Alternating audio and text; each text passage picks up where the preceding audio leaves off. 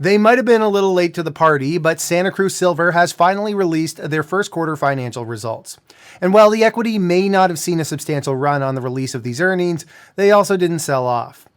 Even after a price bump in early June, with the equity being up over 35% this month alone. So we're going to say that the market overall has reacted quite positively to these results.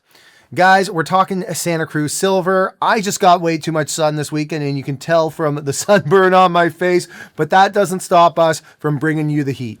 All right, guys, let's dive in.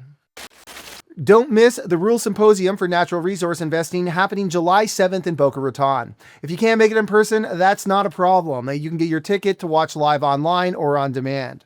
We'll be there with the deep dive, so if you make it out to Boca, come say hi at our booth. If you want to sign up, click on the link in the description to get your pass. Santacruz Silver in the first quarter of 2025 posted top-line revenue of $70 million, which was a 34% improvement on a year-over-year basis from $53 million. However, the figure was down 14% from $82 million in the fourth quarter. This revenue figure was off the back of silver equivalent sales of 3.1 million ounces, which represented a 16% decline year-over-year from 3.6 million ounces in Q1 of 2024, and an 11% decline from 3.5 million equivalent ounces in Q4 of 2024. This decline on a per ounce basis, however, was overshadowed by a 37% bump in the average realized price of silver, which moved from $23.18 in Q1 of 2024 to $31.85 an ounce in Q1 of 2025. The fourth quarter comparatively saw an average realized price of $31.77 per ounce. Gross profit was up both year-over-year and quarter-over-quarter, coming in at $28 million in the first quarter as compared to just $400,000 in the year-ago period and $25 million in the fourth quarter. Operating income, meanwhile, totaled $22.8 million versus negative $4.5 million in the year-ago period. This improvement in gross profit, however, failed to translate to the bottom line, with net income falling from $133 million or 38 cents per share in Q1 of 2024 to $9.5 million or 3 cents per share in Q1 of 2025.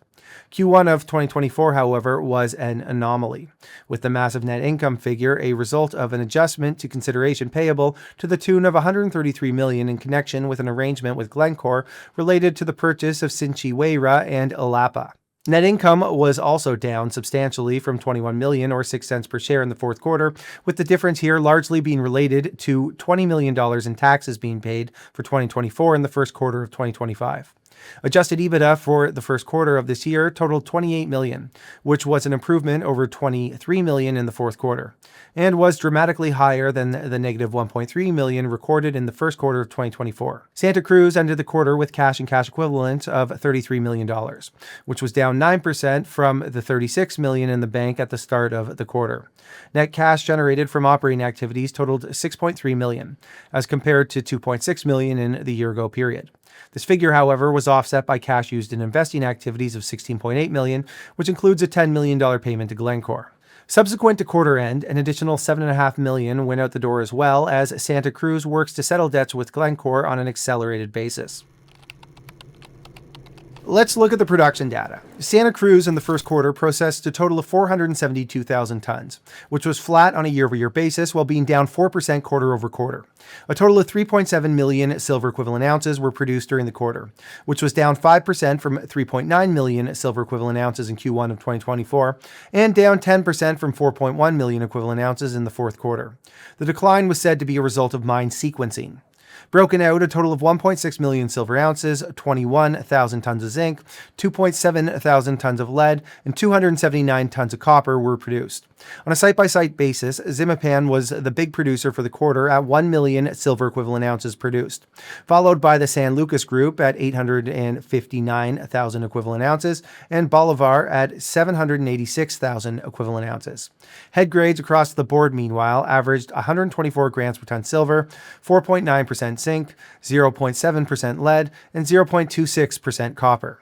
In terms of costing, cash cost per silver equivalent ounce totaled out at $17.84 in the first quarter, a decline of 16% year-over-year from $21.19 an ounce, and a decline of 20% quarter-over-quarter from $22.38 an ounce.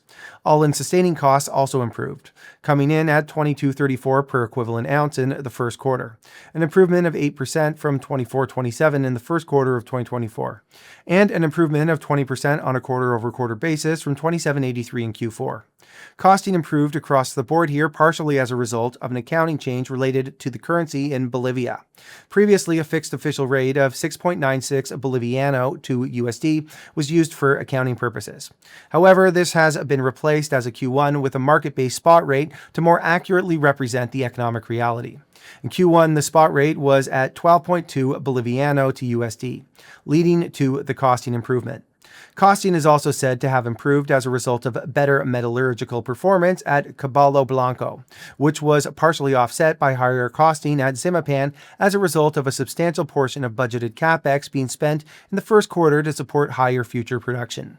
And against this backdrop, we'll highlight the fact that this decline in costing also came despite production outstripping sales by about 600,000 silver equivalent ounces, which will likely positively impact costing in the second quarter. All right, so let's wrap it up. After talking to management this past week, the message we largely got from this quarter, as well as what to expect from the remainder of the year, is steady as she goes.